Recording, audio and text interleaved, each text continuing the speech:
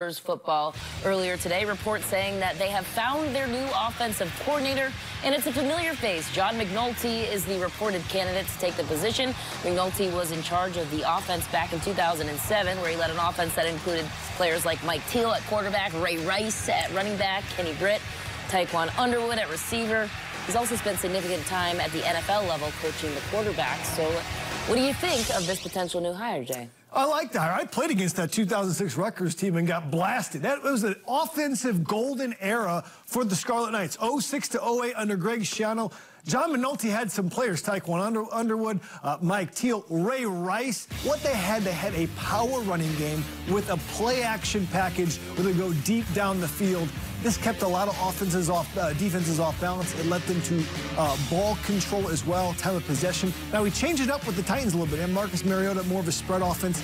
He can adjust. It really comes down to me as who is John McNulty going to choose as the starting quarterback? Is it going to be Jonathan Lewis? If it's Jonathan Lewis, you might have some more spread shotgun. If it's Art Sitkowski, the stud recruit out of IMG Academy in Florida, it could be more pro style. Which one of those quarterbacks is going to have to be the question that I have? Because the strength of this team is on their offensive line. They've got to play ball control. They've got to keep a young team in the game longer, not be a spread team like they were in year one under Chris Ash and get blown out. And you mentioned the two studs they have coming in at quarterback. So given this recent change at the offensive coordinator position and the two stars coming in, what should the expectations be for Rutgers next season? Could they be a quiet contender in the Big Ten?